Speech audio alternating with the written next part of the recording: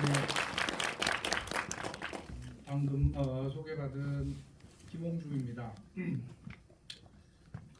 방금 우리가 아주 좋은 영화를 한 편 봤는데 영화 보시고 나서 또 여운도 있고 또 뭔가 이렇게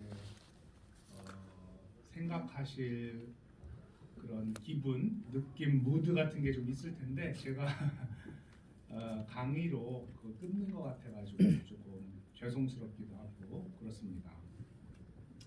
우선 오늘 이렇게 재팬 파운데이션 무비 페스티벌에 초청을 받게 돼서 굉장히 영광으로 생각하고 주어진 시간 동안 제가 몇 가지 그냥 말씀을 좀 나누면서 영화를 본 그런 감상을 좀 이렇게 연결하는 그런 시간을 좀 가져보고자 합니다. 아마 좀 여러분들께서 의아하게 생각하셨을 수도 있을 것 같은데요. 왜 사회학자가 영화에 대한 이야기를 하는 자리에 초청이 됐는가? 아마 제가 먼저 말씀을 드린다면 그 이야기를 먼저 짧지만 말씀을 드려야 할 것 같고요. 그 다음에 이제 오늘 본 작품은 사실 영화의 거장의 작품이기도 하지만 어떤 의미에서는 일본 문학의 가장 아름다운 일본적인 어떤 서정과 깊이를 보여준 대문호의 작품이기도 합니다. 그래서 이제 영화와 문학을 이렇게 같이 교차시킬 때 우리가 거기서 어떤 생각을 이렇게 좀 찾아낼 수 있을까 이런 이야기도 좀 하고 싶고요. 그 다음에 이제 자연스럽게 나오는 얘기겠지만 저는 영화를 보는 사람이랄까 영화를 보고 거기에 대해서 말하는 사람을 시네필이나 평론가나 이런 용어보다는 시네 페이션트라는 용어로 보는 입장입니다. 페이션트라는 거는 이제 환자라는 뜻인데요. 우리말로 환자로 번역되지만 사실 이제 라틴어권 저 말을 쓰는 그쪽에서는 겪는 자라는 의미가 더 강합니다. 환자가 사실 아무것도 못 하잖아요. 그래서 아마 영화가 제가 볼 때는 가장 민주주의적인 매체인 것 같습니다. 그러다 보니까 우리가 모두 영화에 대해서 말할 수 있는 권리 그리고 영화를 본 이후에는 그것에 대한 말이 자연스럽게 이렇게 나누어지는 그 자리가 있는데 그런 자리에 서는 그 주체가 누구인가 그러니까 저 자신 혹은 지금 여기 계신 여러분들이 누구인가 이것에 대한 생각이라고 할 수 있을 것 같고요. 나루세는 제가 연구하거나 그런 적은 없는데 오른쪽에 있는 책에서 한 꼭지로 나루세의 부운을 좀 집중적으로 다뤄본 적이 한 번 있어요. 그래서 나루세 제가 되게 좋아하는 감독인데 저분을 조금 간단하게 얘기를 드리고 그 다음에 이제 저분이 주로 많이 잘 아시는 분은 아시겠지만 이렇게 보여준 영화 세계가 되게 오즈하고는 좀 다르게 정말 여성이 주인공이 되는 정말 세속적인 세계예요. 오즈한테는 그 세속적인 세계가 펼쳐지는데 거기에서 약간 그것을 초월하는 듯한 존재들이 살짝 보이거든요. 근데 저분은 제가 생각하기로는 그 세속성 바깥으로 웬만하면 안 나가고 그 세속성을 끝까지 붙들고 있는 되게 강건한 주체가 있습니다. 이제 그게 여성입니다. 물론 저분이 그리는 여성은 저 시대상과 그 시대의 한계 때문에 지금 우리가 봤을 때는 조금 불편한 면도 있어요. 특히 이제 여성 관객분들이 볼 때는 꼭 저렇게 그려야 했을까라는 부분이 없지도 않지만 그럼에도 불구하고 동시대의 일본 영화 거장들과 비교를 했을 때는 명백하게 하나의 여성이 중심이 되는 세계를 그리고 있다는 점 명백하고요. 그러고 이제 또 다른 하나가 이제 멜로 드라마인데 오늘 저 영화를 멜로 드라마라고 볼 것인지 말 것인지는 좀 생각을 해봐야겠지만 나루세는 멜로의 거장입니다. 그래서 나루세가 잘 그리는 것은 연애가 불가능한, 그러니까 지금 우리식으로 얘기하면 이제 막장 드라마 같은 그런 스토리가 펼쳐지기 직전, 연애가 불가능한 사회적 관계 안에서 연애가 어떻게 시작되고 좌초하고 그 좌초하기 때문에 그 연애가 어떻게 유지되고 말해질 수 있는가. 이 부분이 나루세 멜로의 아주 미묘하면서도 멋진 부분이라고 저는 생각을 합니다. 근데 이제 오늘은 나루세만 얘기를 할 게 아니기 때문에 산소리라는 이 이제 소설 읽어보신 분 계시겠지만 가와바다 야스나리한테 산소리한테로 넘어가면 사실 나루세가 가져와서 자기 방식으로 저렇게 풀어낸 산의 소리와 좀 다른 세계가 있어요. 제가 볼 때는. 그래서 어떻게 보면 영화로 우리가 본 산의 소리는 조금 더 나루세적이라면, 그래서 조금 더 마지막에 보셨듯이 자유야, 떠나, 너의 삶을 살아, 이게 이제 나루세적인 거거든요. 이제 최후의 승자는 그냥 그 힘들게 살면서 남편이 그렇게 살았던, 그러나 이제 이혼을 하고 떠나게 되는, 그것도 이제 원래 가와바다 야스나리 소설하고 다르죠. 가와바다 야스나리 소설에서는 이제 돌아와서 다시 집안으로 들어오는데 그렇게 이제 나가게 되는 그 지점에서 가와바다 야스나리가 던지는 굉장히 깊은 테마가 있어요. 저는 이제 예전에 이 책을 읽었다가 기억도 못 하고 있다가 이번에 겨울에 이제 겨울 내내 산의 소리를 가와바다 야스나리를 다시 읽었는데 너무너무 깊이 감흥을 받았습니다. 그 중에 하나가 이제 늙는다는 게 뭐냐는 것 같아요. 저 시기가 사실 영화에도 그렇고 소설에도 그렇고 전면화되어 있지는 않지만 이제 40년대 말에 가와바다 야스나리가 저 글을 쓰기 시작을 하기 때문에 나온 것은 54년경이지만 패전 이후에, 그러니까 전후라는 시대적 배경을 갖고 있습니다. 우리도 전후가 있어요. 53년부터 이제 김승옥 소설이나 최인훈 소설이 나오기 직전까지의 한 7, 8년 동안 나온 한국의 대부분의 소설들을 보면 거의 시체와 좀비와 폐병과 자학과 죽음의 세계거든요. 장용학 뭐 등등등. 어떤 소설을 읽어봐도 지금 우리가 갖고 있는 근대 한국인의 모습이 없어요.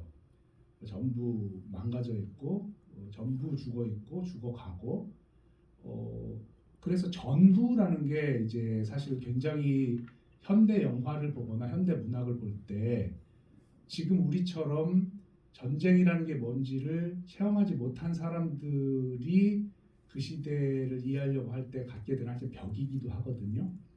근데 그 전후에 쓰여진 많은 이제 유럽도 그렇고 일본도 그렇고 한국도 그렇지만 이런 작품들을 보면 불가피하게 저는 존재론을 제시하고 있다고 생각을 합니다. 그래서 이 영화는 저는 그렇게 못 느꼈지만 가와바다 야스나리 소설에 나오는 세계는 이제 제 표현을 빌자면 가까스로 있음이라는 존재론. 이게 이제 서구의 전통적인 존재론과 좀 다른 거죠. 있다는 게 뭐냐.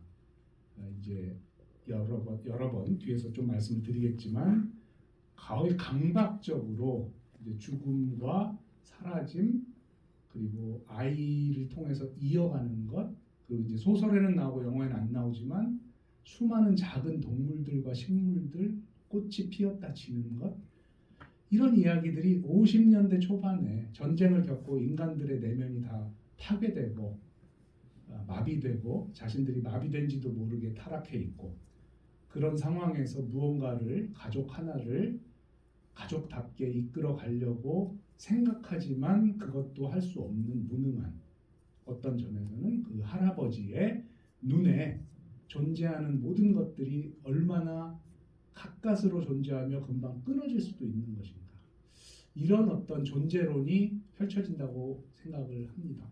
나루세 영화에서 억지로 그런 걸 찾아낼 필요는 저는 없다고 생각한 이유는 나루의 영화에는 여성이 항상 그렇게 하고 있어요.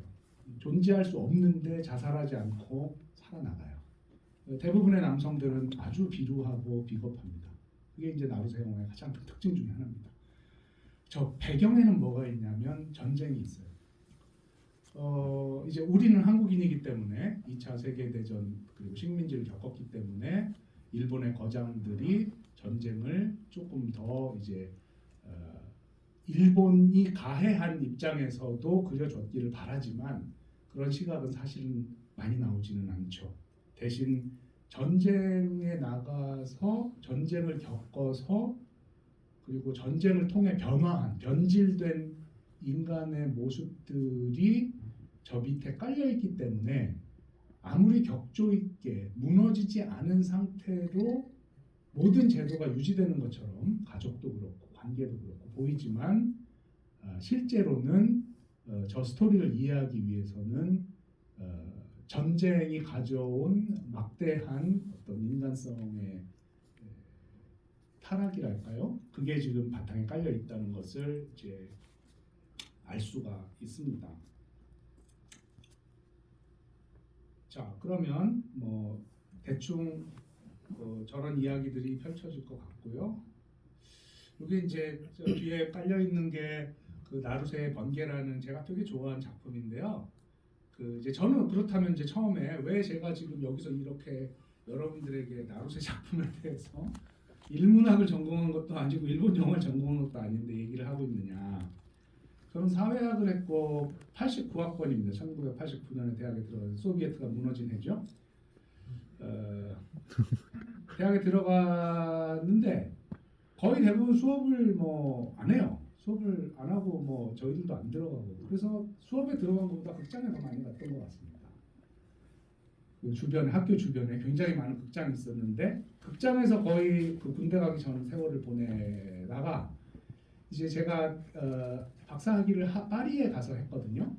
근데 이제 파리에 가서 2000년대 한 몇 년 동안 그 파리의 시네마테크에서 굉장히 많은 시간을 보냈는데 지금도 이제 학생들에게 한 1년 정도는 파리나 베를린이나 런던에 가서 다른 공부를 할 생각하지 말고 연극이나 영화나 워낙 싸니까 그리고 워낙 많은 영화를 볼 수 있으니까 한 1년 정도 그냥 보내고 와라. 문화낭인처럼 일생에 1년 정도를 한번 그냥 아무 생각 없이 본 영화만 본 연극만 본 그림만 이렇게 메모하면서 그냥 놀다 와라 이렇게 말을 하거든요. 물론 할 수 없죠. 그런데 저한테는 저 때 굉장히 많은 고전 영화를 그냥 아무 생각 없이 갖고 공부하려고 본 거 아니고요.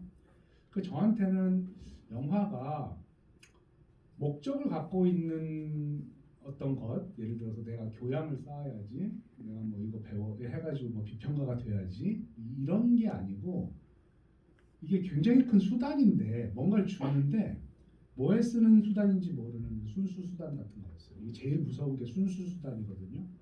자기가 좋아하는 것에 2, 3년 정도 시간을 보냈는데 그거 가지고 아무것도 쓰지 않는 사람들. 이런 사람들에게 그 2, 3년 동안 자기가 좋아한 것은 정말 큰 자원이고 이 자원을 가지고 앞으로 무엇을 어떻게 할지 모르는 거죠. 그러니까 지금 너무 안타까운 것은 너무 어려서부터 뭔가 보고 읽고 한 걸 전부 목적으로 전환시키려고 해요. 빨리 써먹으려고. 근데 제가 생각할 때 고전 영화는 그렇게 써먹어질 수도 없고 문학도 마찬가지고요. 써먹어져서도 안 되는 평생 가지고 결정적인 순간에 삶에서 사용되는 어떤 종류의 통찰이라고 생각합니다. 저는 그걸 순수 수단이라고 생각합니다. 저한테 영화는 순수 수단이었고 사회학을 하는데 도움이 되거나 그런 게 아니었어요. 그냥 심심하면 가서 보는 것이었고요. 그래서 내가 하는 것과 내가 있는 세계 바깥에서 오는 것이지 그 안을 밝혀주는 게 아니에요. 영화 많이 본다고 해서 좋은 사람이 되는 것도 아니고요. 멋있는 사람이 되는 것도 아니에요. 아무것도 아니에요. 뭔지 모르는 거죠. 근데 그 뭔지 모르는 것에 끌려 들어가는 거예요. 그게 없으면 이제 얄팍하게 생각하는 거죠. 이거 하나 봐서 어디 가서 나 이것도 봤다라고 얘기할 수 있는 자기 자신을 만들려고 하는 거죠. 그런 것도 필요하지만 좋은 영화들은 그걸 넘어서는 것 같습니다. 그래서 이제 제가 좋아하는 베냐민의 표현을 빌리자면, 그리고 이제 나루소의 유명한 영화의 한 장면이거든요. 되게 유치한 번개, 유치하게 보이는 번개 장면이잖아요. 그래서 인식은 번개고 텍스트가 천둥이다. 그런 어떤 아포리즘이 저한테 영화를 잘 보여주는 것 같습니다. 그래서 영화를 무지하게 좋아했고 많이 봤고, 그리고 이제 영화에 대한 책도 하나 썼고 뭐 그렇게 있습니다. 그럼 문학과 영화라는 것은 어떤 것이냐?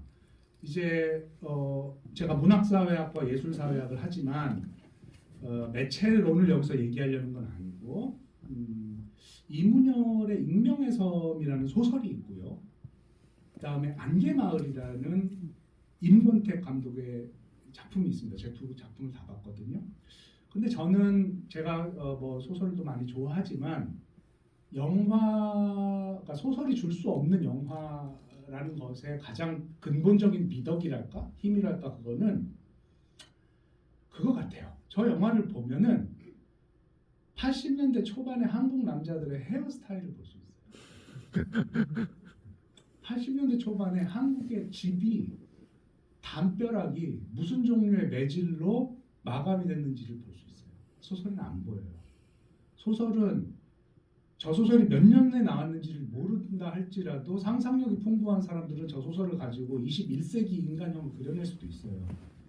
근데 영화를 볼 때는 21세기의 인간형으로 안성기를 그려내기에 너무 많은 물질성이 우리를 가로막아요. 영화는 근본적으로 리얼리스틱해요. 그것은 언어로 전환되기 전에 세트로 만들었던, 다큐가 아니라면 세트였겠죠. 아니면 조작이 됐건 아니면 뭐 그려졌건 간에 거기 있었던 그것을 지금 우리에게 가져오기 때문에 바로 그 점에서 리얼리티의 부담이 가장 큰 예술 중에 하나입니다. 제가 가장 영화에서 좋아하는 것은 우리를 상상하지 못하게 한다는 거예요. 영화가. 소설은 상상할 수 있게 하고 심지어 망상 속으로도 가게 해요. 책을 많이 읽은 사람들은 저는 굉장히 위험하다고 생각해요. 왜냐하면 자기가 생각으로 세계를 움직일 수 있다고 생각합니다. 똑똑하면, 게다가 머리도 좋고 말도 잘해서 놀라운 언어를 발휘하면서 조작을 한다면 나쁜 의미는 아니고, 영화는 그게 불가능해요. 영화에서 가장 우선적인 건 세계예요. 그게 그려졌건 만들어졌건 거기 있었던 그것. 그래서 솜씨고 상상력이고 다 필요 없어요. 그 자리 현존했느냐, 거기서 그걸 봤느냐가 가장 중요해요. 그래서 사진과 영화는 좀 다르지만 사진과 영화 매체를 하는 분들이 갖고 있는 강건함이 있어요. 그거는 리얼리티 자체 앞에 항복하는 거예요. 이게 이제 엘리트들이 책을 많이 읽어서 데이터를 가지고 세상을 본다 이렇게 했을 때 갖게 되는 오만을 한 번에 부수는 거죠. 왜 중요한 현대 영화가 45년부터 50년 또는 60년대까지 막 나왔냐면 2차 세계대전이 끝나고 나서 유럽이 다 부서져서 폐허가 됐을 때 이태리 네오리얼리즘인데 로마든 베를린이든 카메라를 가지고 가서 그 부서진 세계를 찍은 거예요. 지금처럼 아무리 카메라 기법이 좋아도 그때 영화의 아우라를 따라갈 수 없는 이유는 전쟁이 일어났던 현장이 세트였던 거예요.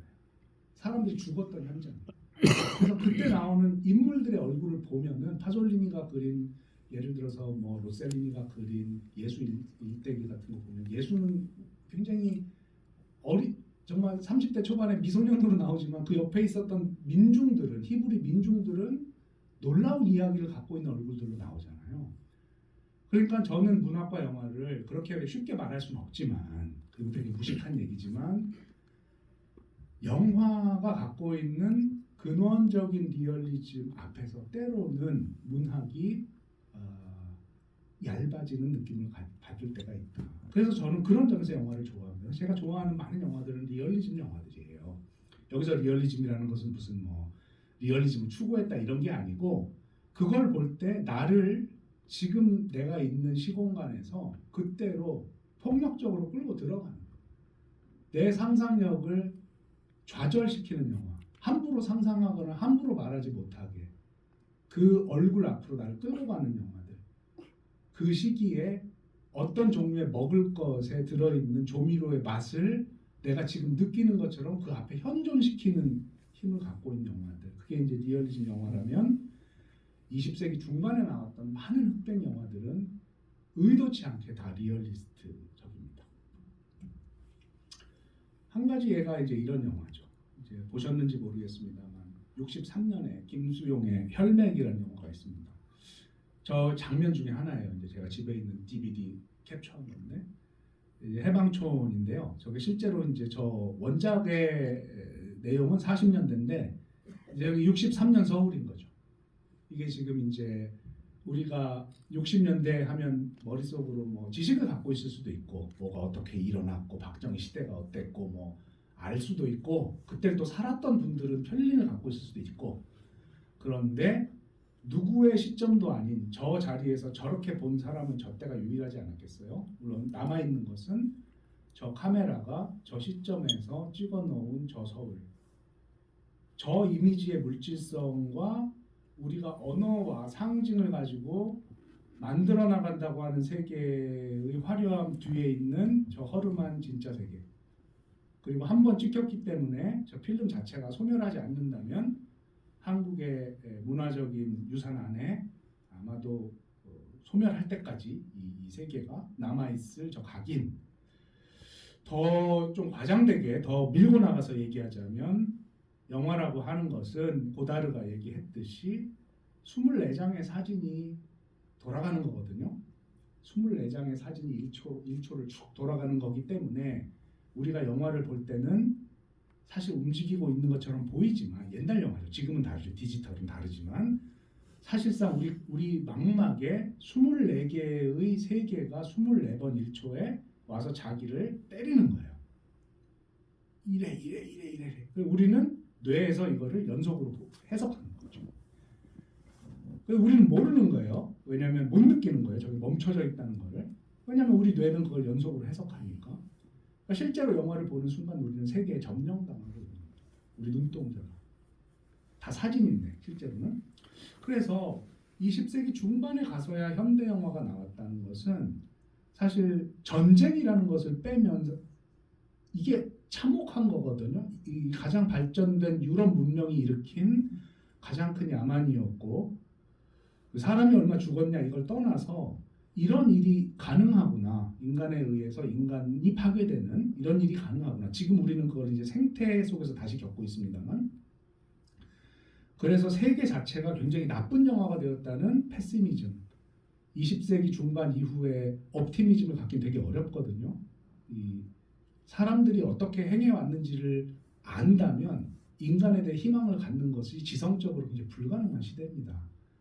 예, 그거를 외면하고 낙관적으로 보기 위해서 세계를 좁혀놓고 좋은 사람들의 세계만 보기 때문이지 실제로 일어났던 일 전체를 가지고 우리가 볼 때는 어떤 일도 가능하다. 인간이 악을 향해 갈 때 어디까지 악해질 수 있는지는 아직 결정되지 않았다. 이런 생각 속으로 가는 게 훨씬 합리적으로 느껴질 수많은 데이터가 쌓여 있습니다. 그럼에도 불구하고 20세기 중반 영화가 우리에게 예술로 오는 이유는 저 폐허 속에서 어떤 가능성을 민중이라는 주체를 만듦으로써 모든 20세기 중반 영화의 주인공은 민중이에요. 권력자도 아니고 엘리트도 아닙니다.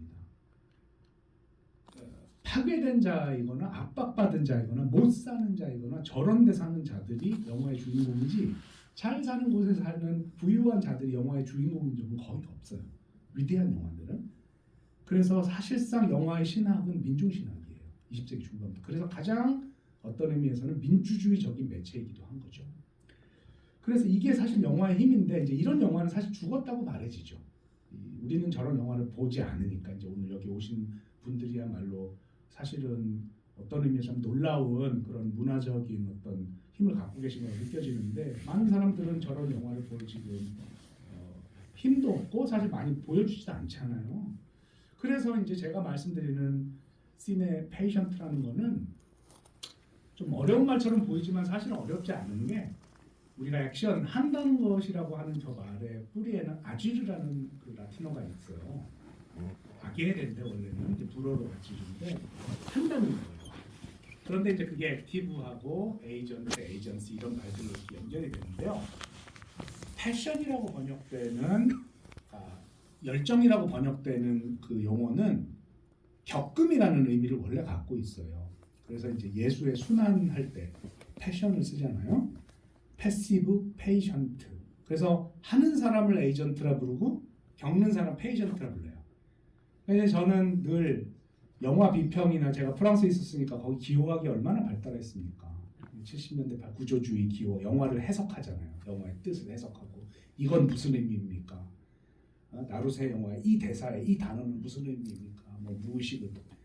그래서 저는 사실 이제 프랑스에 있었지만 그런 기호학보다는 약간 들레즈 철학 쪽에 더 영향을 받았다고 할까요? 그러다 보니까 우리가 영화를 본다는 게 뭘 하는 거냐?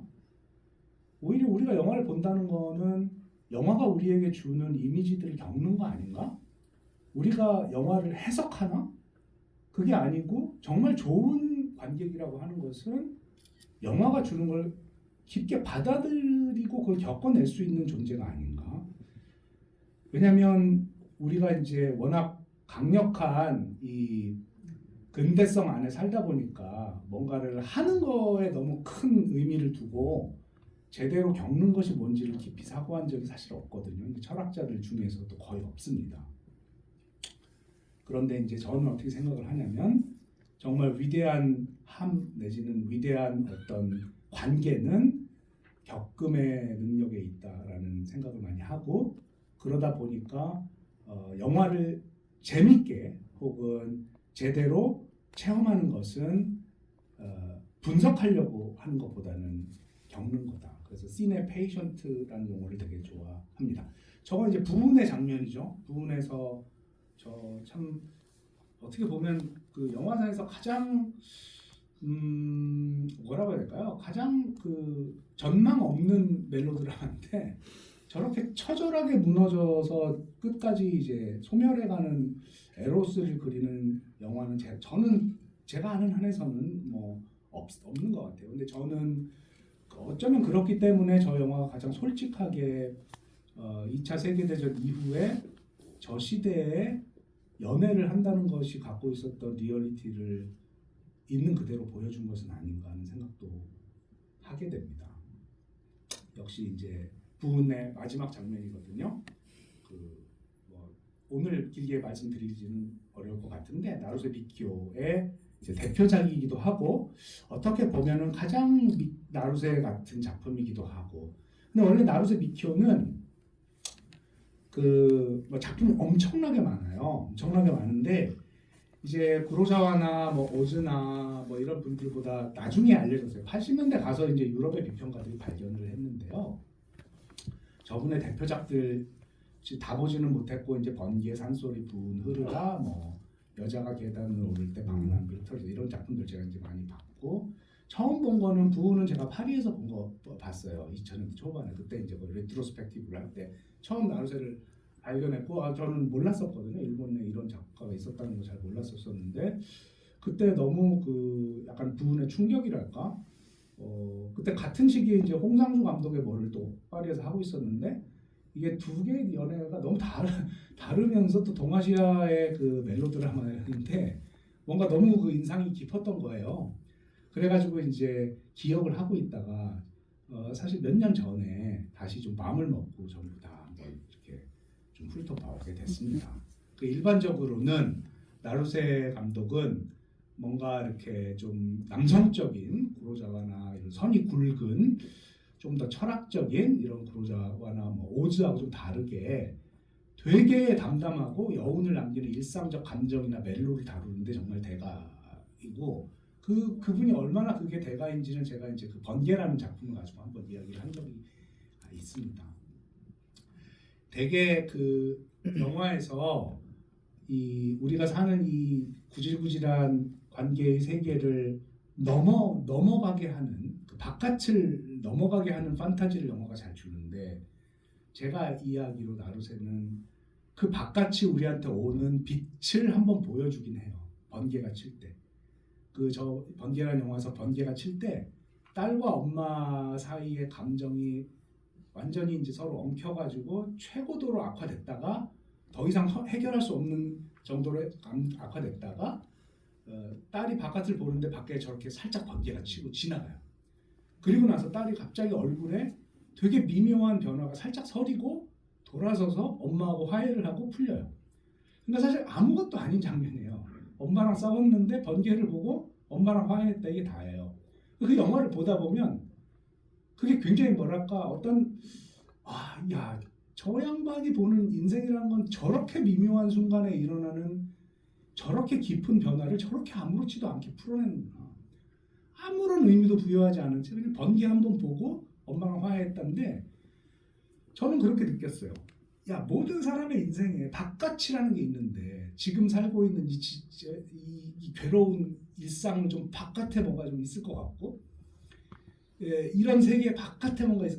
근데 그 바깥을 말하고 나가는 건 얼마나 쉬운 일이냐.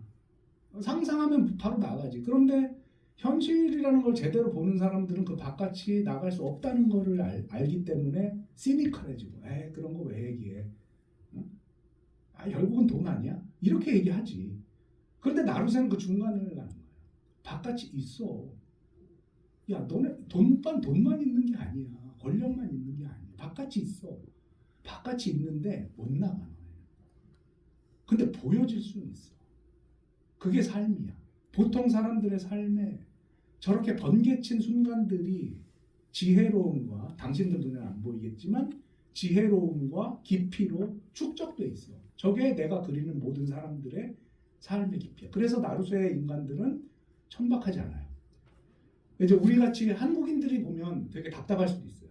왜냐면 한국인들은 그 번개불을 붙잡거나 그 번개를 본인이 만들어내잖아요. 꽝 치고 막 안에서 번개를 치는데, 나루새의 인간들은 그 번개를 축적하기 때문에 그 깊이 속에 말하지 않는 어떤 눈빛이나 얼굴로 표현되는 그런 모습들이 있는 거죠. 그리고 이제 아까 말씀드린 대로 저런 번개의 퇴적물로 삶을 살아나가는, 꿋꿋하게 살아나가는, 견디면서 살아나가는 주체는 시종일관 여성입니다. 그러면 저런 여성을 잘 그리는 멜로 드라마를 나루새가 잘 쓴데, 나루새의 멜로는 뭐냐? 이 멜로라는 걸 원래 이제 프랑스 혁명 이후부터 나오게 되는 이제 근대적인 그 내러티브거든요. 근데 이게 재밌는 게 뭐냐면, 멜로 드라마에서 사랑이라고 하는 거는 이게 무슨 청춘 남녀가 사랑하는 게 아니에요. 그거는 그냥 원래 있을 법한 거잖아요. 근데 멜로 드라마가 되려면은 사랑해서는 안 되는 존재들 사이에서 연애가 시작돼야지 드라마가 되는 거죠. 그러니까 흐트러진 구름 같은 데서는 자기 남편을 자동차로 사고 내서 죽인 남자와 그 남자 소름 끼쳐서 쳐다보기도 싫은 그 남자와 운명처럼 몇 번 겹치면서 서서히 사랑이 싹트요. 아주 곤혹스러운 것이죠. 이게 사랑이 와요, 그냥. 그리고 그때 그 사랑에도 페이션트예요. 덜컥 걸리면 뭔지 모르게 아무리 거부해도 그 사랑에 걸려든 두 연인이 사회적인 모든 규정을, 야금술 같은 거, 야금술. 불로 막 떼면은 불순물이 녹고 연인이라는 딱 주체만 남는 거예요. 이걸 제일 잘해요. 흐트러지다 같은 경우는 저 다카미네 히데코하고 이제 저 뭐라고 하죠? 도련님, 그러니까 형수가 이제 형을 잃고 오랫동안 시가에 헌신하면서 살아오는데 그 형수를 사랑하는 거예요. 근데 이 사랑이 지저분하거나 그렇게 느껴지지 않고 그냥 인간적으로 납득 가능한 사랑인데, 그 사랑이 정말 굉장히 여러 단계를 거쳐서 이루어지려고 하다가 결국은 나루새의 보수성이 나타나요. 이루어지지 않아요. 성적인 실험도 없고 에로스를 추구하지도 않아요. 아까 영화에서 보셨듯이 가와바타 야스나기 소설 안에는 에로스가 굉장히 짙게 암시가 돼요. 불안할 정도로 이거 인륜적이지 않을 수도 있는데 하고 암시가 되는데, 나루새는 보수적이에요. 보수적이지만 사회 규범을 따르는 건 아니고 사회 규범이 어떤 지점에서 되게 약한지를 보여주는 부스러지는 지점에 멜로 두 주인공을 놔요. 그러면 나루세가 던진 질문이 이거예요. 니네가 어디까지 사랑했냐? 얘들이 어디까지 사랑했느냐? 어디까지 갔느냐? 이 질문을 던지는 거예요. 왜냐하면 어디까지 갈 수 있다는 것은 어디까지 가지 못하게 하는 힘이 있다는 거거든요. 사회가 가로막건 규범이 가로막건 나루세는 그 가다가 사회 규범에서 돌아와서 절구를 하고 돌아오는 사람들을 그립니다. 그 시동생이 사랑을 고백하고 둘이 온천을 가기로 해요. 흐트러진 거죠, 한 번. 근데 온천에 갔는데 저 여자분이 자기 죽은 남편의 사진을 가방에 갖고 있다. 그 사진을 보는 순간 이 관계를 가질 수 없다고 마음을 먹고 시동생을 말하자면 거부하는데 그 시동생이 밖에 나가 술을 먹다가 산으로 올라가요. 그 다음날 아침에 거덕에 쌓인 시체가 돼서 이제 내려오는 거야. 그 내려올 때 이제 동네 사람들이 막 뭐 사고가 났어요 하는 걸 보고 잠결에 바로 불길한 마음을 갖고 있다. 바로 뛰어나와서 그 거적 밑에 손가락이 하나 나와 있는데 거기 자기가 옛날에 그 어린 시동생한테 해주던 풀반지가 끼워져 있다는 걸 보고 시동생이 자살을 했구나는 걸 보고 지은 표정이 이제 저거예요. 그러니까 나루세 멜로가 저거죠. 저 얼굴을 뽑아내기 위해서 1시간 반을 가는 거예요. 저게 나루세가 보는 멜로의 본질이에요. 사랑의 불가능성이 가장 강력한 사랑의 장소다. 제가 보는 나루세 멜로는 저런 멜로를 너무너무 뛰어나게 잘한다. 그래서 이제 사내 소리도 저 멜로의 관점으로 보면은 멜로처럼 보여요. 약화돼 있죠. 왜냐하면 관계가 조금 더 미묘하니까. 왜냐하면 이제 시아버지하고 며느리 사이잖아요. 근데 오늘 보셔서 아시겠지만 저 특히 그 며느리가 시아버지를 볼 때의 눈빛과 시아버지가 며느리를 볼 때의 눈빛은 남녀간의 사랑은 아니지만 그걸 포함하는 혹은 그거보다 더 깊은 어떤 종류의 인간 사이의 애정을 품고 있는 것 같은 암시들이 몇 차례 나오죠. 그래서 사실 어떻게 보면은 가족극 탈을 쓴 멜로라고 봐도 돼요. 그리고 원작 자체가 특히 원작은 시아버지 입장에서 많이 얘기를 하는데 시아버지가 나이가 들면서 그 성불구자거든요. 시아버지 원작에서는 지금 여기는 안 나오는데 전쟁 때 성불구가 됐고 정신적인 이유 같아요. 그리고 이제 그 이후에 섹스를 하지 않는 그런 존재라고 이제 소설에서 명시가 돼요. 근데 죽기 전에 이제 산소리라고 하는 걸 듣는 장면이 나와요. 그게 뭐냐면 이제 산소리를 들으면 죽는다. 그래서 죽음을 예감하면서 엄청나게 예민해진 감각으로 이상한 꿈들을 꾸기 시작하는 거예요. 그 꿈들이 많은 경우 에로틱하기도 하고 그 꿈에 약간 며느리가 섞여 오기도 하고 막 이런 게 나타나요. 근데 이제 지금 나루세는 그걸 다 뺐어요. 다 빼고 전형적인 자신의 드라마로 이 산소리를 끌고 온 거죠. 그래서 기본적으로 일본 전후사회의 풍속들이 재미있게 드러나면서 가족이라고 하는 것의 윤리 그리고 문제들 부부가 뭐냐 그다음에 뭐 아이들을 키운다는 게 뭐냐 이런 세속적인 삶의 풍속화로 한층 끌고 들어왔고 여기서 이제 되게 미묘한 게 저 기쿠코죠. 저분이 이제 아까 그 소설에는 나오지만 여기에는 잘 안 나오는 한 번 정도밖에 안 나왔던 저 신고가 저 늙은 그 아버지가 지금 부인하고 결혼하게 된 것 안에 사연이 있는 거예요. 원래 그 부인의 언니 정말 미인이었던 그 언니를 사모했는데 그 언니가 요절을 하고 지금 부인하고 결혼한 거예요. 그게 지금 이제 딸한테 이어져 갔다라고 하는 거죠. 딸이 조금 못났다. 그래서 내가 못나서 뭐 시댁에서 구박받고 이런 얘기 나오잖아요. 그러니까 지금 저 신고, 저 아버지는 기쿠코에게서 한참 동안 잊었던 그러나 자기가 되게 젊었을 때 되게 순정하게 좋아했던 그 부인의 언니가 거기 겹쳐져 있기도 하고요. 그리고 자기의 결혼이 이렇게 사랑을 통해서 하지 않고 말하자면 결혼 대충 어떻게 해가지고 결혼을 했던 그것이 지금 자식들의 결혼 생활로 행복하지 않게 반복됐다는 문제를 되게 예리하게 지각하게 되는 거죠. 죽음의 예감을 느끼면서. 여기서 핵심은 결혼일 수도 있고 결혼 생활일 수도 있고 반복일 수도 있어요. 제 생각에는 가와바다 야스나리는 반복이라는 문제를 더 중시했던 것 같고 이 영화 작품에서는 그 문제보다는 결혼 생활에 더 중심이 갔던 것 같아요. 그래서 마지막에 이 영화는 어떻게 되냐면 우리 방금 봤듯이 낙태를 하는데 저 낙태는 이제 남편에 대한 복수의 의미가 있는 거죠. 너처럼 방탕하고 타락한 자의 아이를 낳을 수 없어. 이거 결혼을 내가 파괴할 거야. 그리고 가출을 하고 이혼을 결심하고 이제 시아버지한테 전화해서 나가겠다라는 얘기를 하는 걸로 끝나는데 사실 소설에서는 그렇게 하지 않고 돌아와요. 그리고 이제 신고가 기쿠코 독립을 응원하죠. 이거 되게 나루세적이죠. 그리고 이제 가족을 재건하겠다 이게 아니고 사실 재구성하려는 듯한 어떤 또 다른 종류의 가치를 나루세가 얘기하는 것처럼 보이고 저 공원의 마지막으로 얘기했던 그 비스타라고 하는 전망 좋잖아요. 미래성 같은 게 이제 엿보이는 거죠. 자 이제부터는 이제 문학이 반이 있으니까 문학 얘기를 조금 하면서 마치겠습니다. 이제 많은 분들이 아마 좋아하시고 많이 읽으셨을 것 같은데 저도 예전에 삼중강 문고로 가와바타 야스나리를 많이 읽었습니다. 뭐 천우학 조그만한 거 있었잖아요. 89학번이 90년대 중반까지는 그 작은 문고들이 있었어요.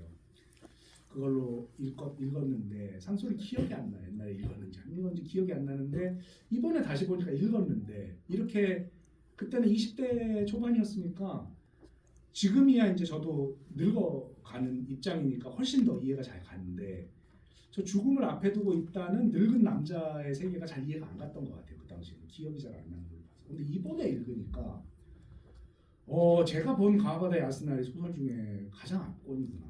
이분은 소설의 신이구나 이런 생각을 했어요. 이렇게 쓰나? 넘치는 것도 하나 없고 모자라는 것도 하나 없고 너무 날카롭지도 않고 흐물흐물하지도 않고 딱 적당한 자리에 적당한 언어들이 딱 그 숫자로 배치된 느낌을 받았어요. 그리고 더 저한테 감동이 있었던 것은 제가 최근에 천착하고 있는 철학적 주제인데 이제 존재론의 문제를 가와바타 야스나리 저 소설이 너무 잘 보여주고 있는 것처럼 느꼈습니다. 제가 최근에 이제 많이 읽고 있는 철학자는 이제 화이트헤드라는 철학자와 브리노 라투르라는 철학자예요. 이 두 사람의 철학의 특징은 뭐냐면 존재라는 것을 서구의 유구한 전통이 있잖아요. 있다는 것이 왜 있느냐, 왜 없지 않고 있느냐, 뭐 신학과 연관해서 많은 질문이 던져진단 말이에요. 근데 서구 철학은 본질적으로 존재를 substance, 실체라는 개념으로 풀어가려고 했어요. 있다는 것은 있는 것인데 없지 않은 것인데 있는 걸 있는 걸로 만들어주는 것은 매 순간 변할 수도 있고 시간에 따라 흔들릴 수도 있지만 그 존재 밑에 보이지 않는 실체가 자리 잡고 있다. 동일성, 실체의 동일성이 어떤 것을 있게 만든다. 이거는 우리를 굉장히 안심시키는 사고죠. 왜냐하면 내가 죽어도 나는 나니까.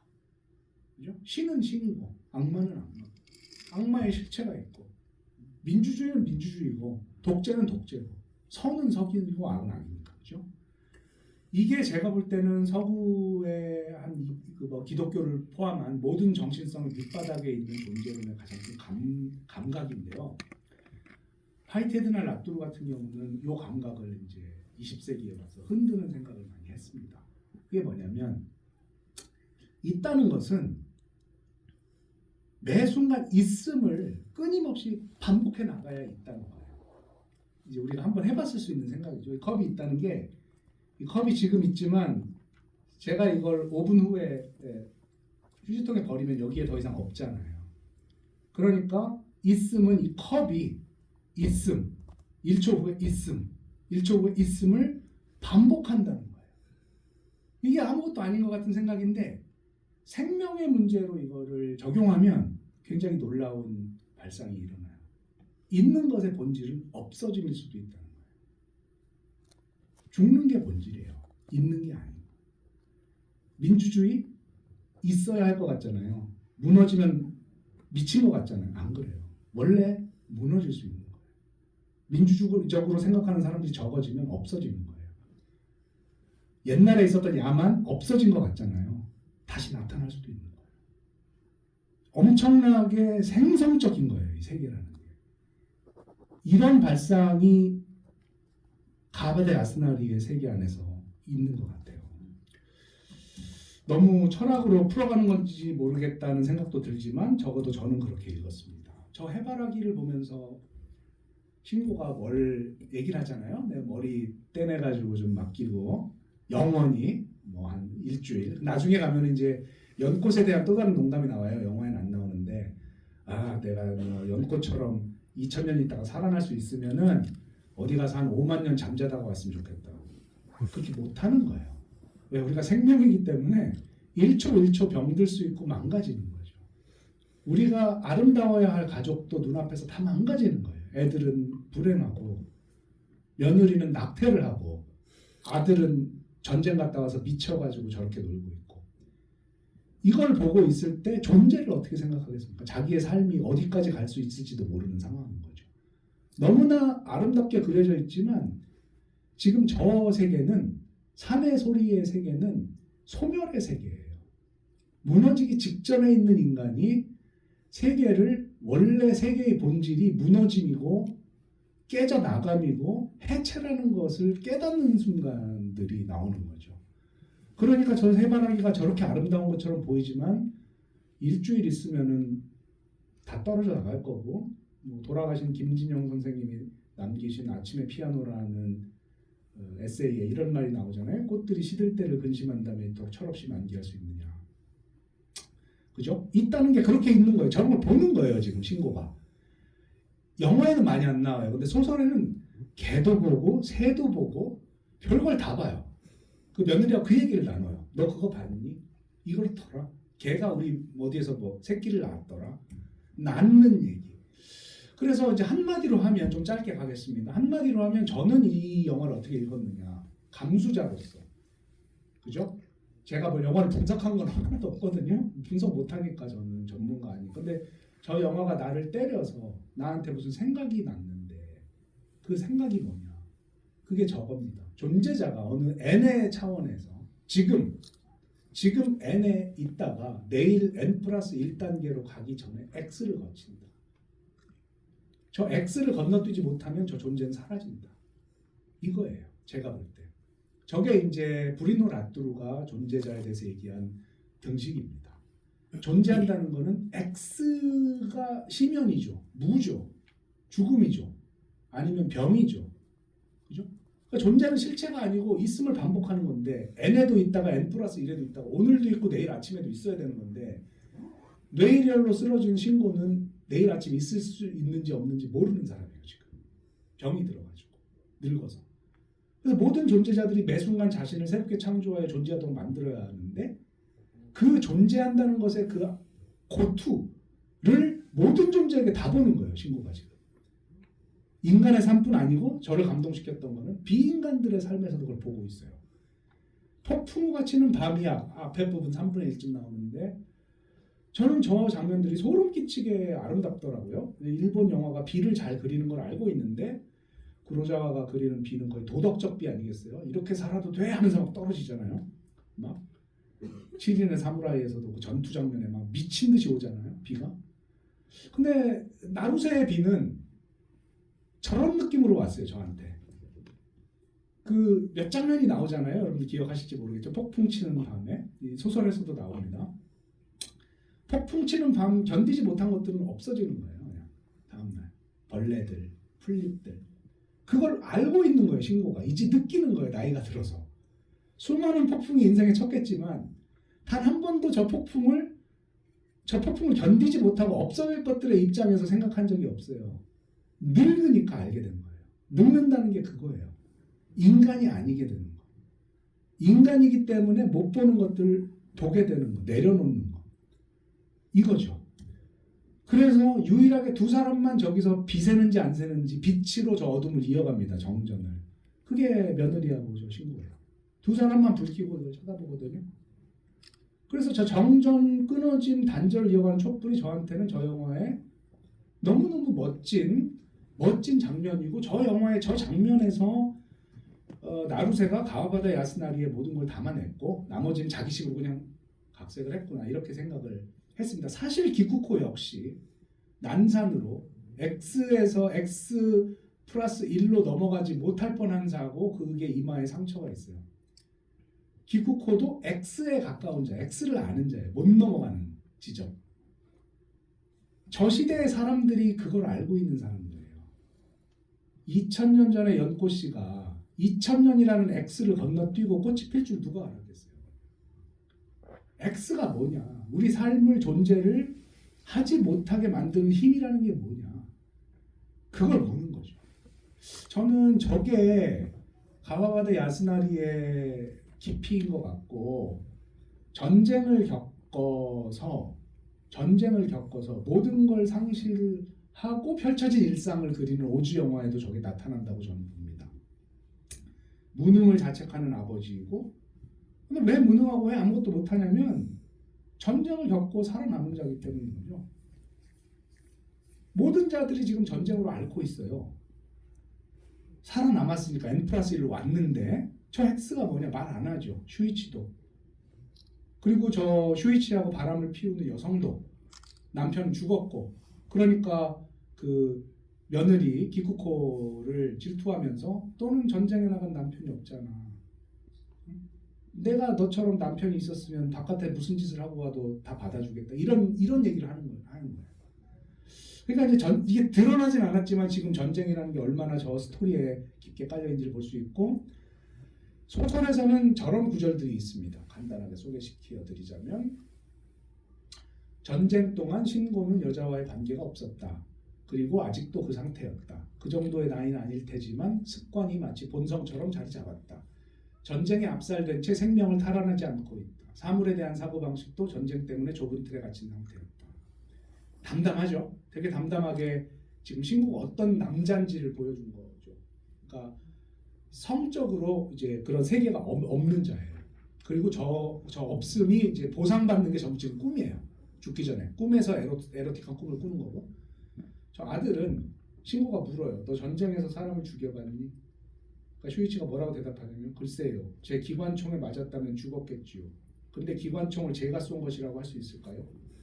그래서 저때 저 말을 듣고 내 아들이 정신적으로 마비됐구나, 타락했구나라고 느낍니다. 그리고 이제 이분, 저기서 미망인이라는 거는 이제 제 원래 여기 아까 그 번역에 보니까 저 미망이라는 게 사실은 되게 좋은 말이 아니잖아요.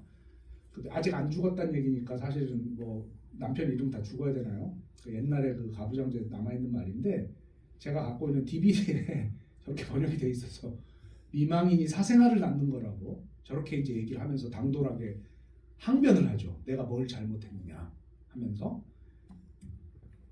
그리고 이제 신고가 저 가면에 이제 매혹에 빠지는데, 저거는 좀 어려워서 전 잘 모르겠더라고요. 무슨 상징인지는 아마 여러분들께서 한번 고민해 보셔야 될 것 같은데, 근데 이제 계속 반복되는 건 어쨌든 아이의 탈이고 영원한 소년의 상징이다, 뭐 이런 얘기가 이제 나옵니다.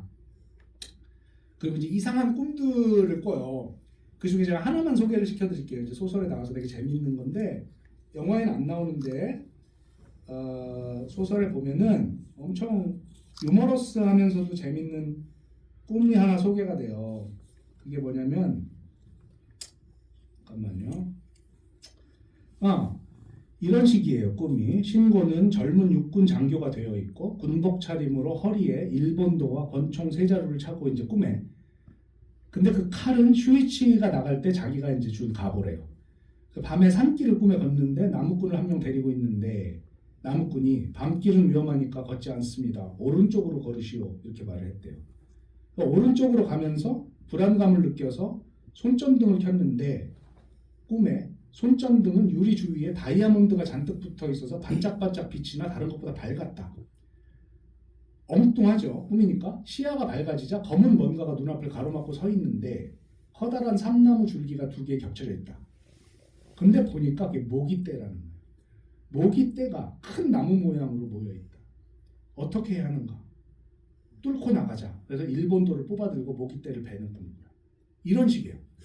뭐 이거는 이제 상당히 뭐 좀 초현실적인 꿈인데, 너무 재밌는 꿈들을 계속 꾸면서 이게 무슨 뜻인지를 이제 풀어요, 신고가.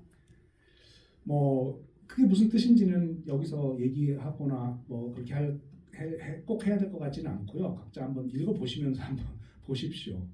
또 하나는 참 저 영화에서 제가 보면서 느낀 게 저 영화는 정원부터가 인간 세계가 아닌 것처럼 그린다 이 생각이 들었어요.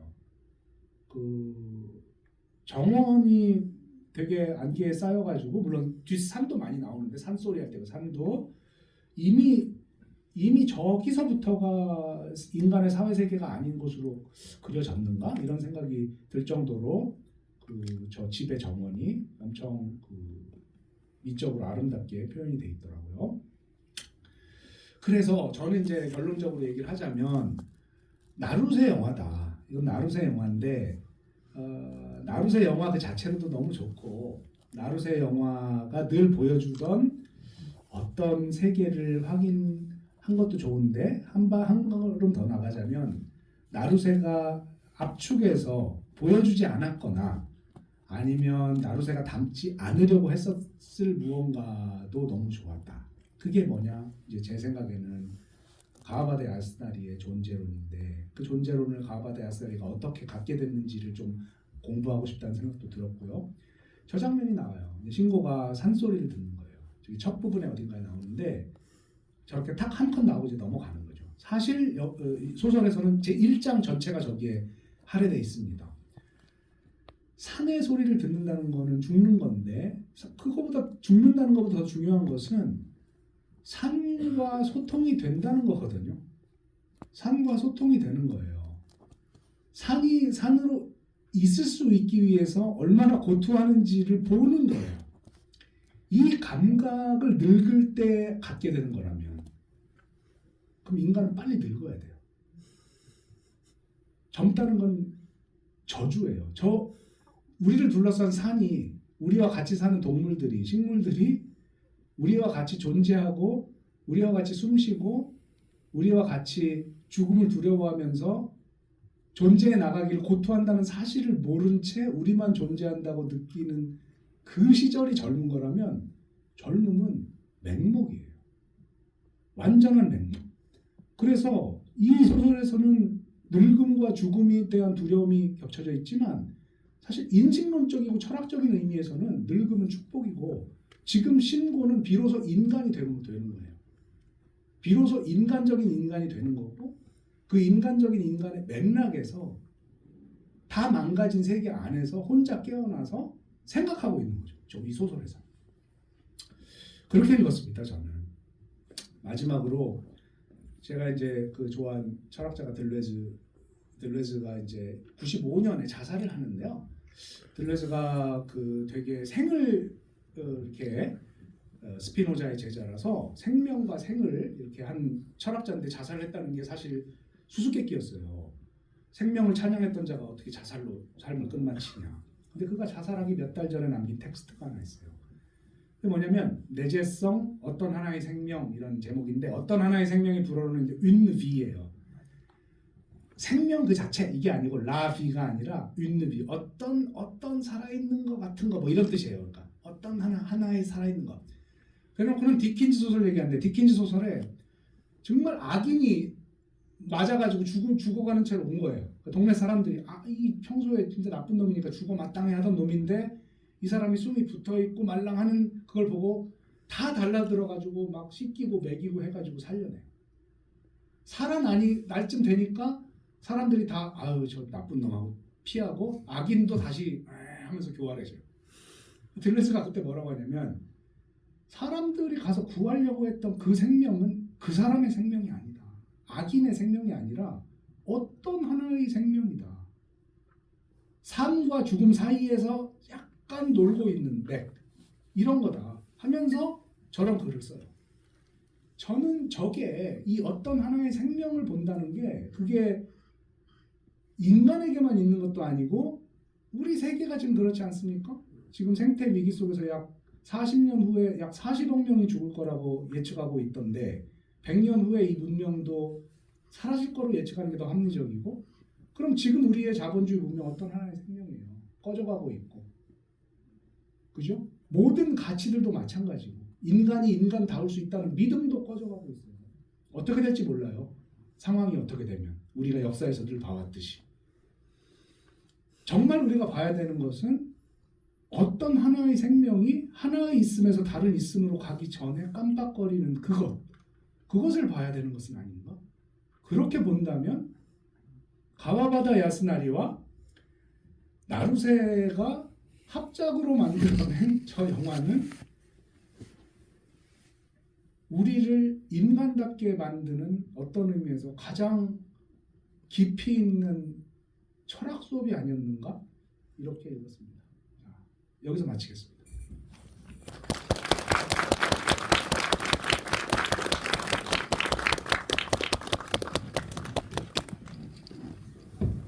네, 끝까지 남아주셔서 정말 감사드리고요. 오늘 좋은 강의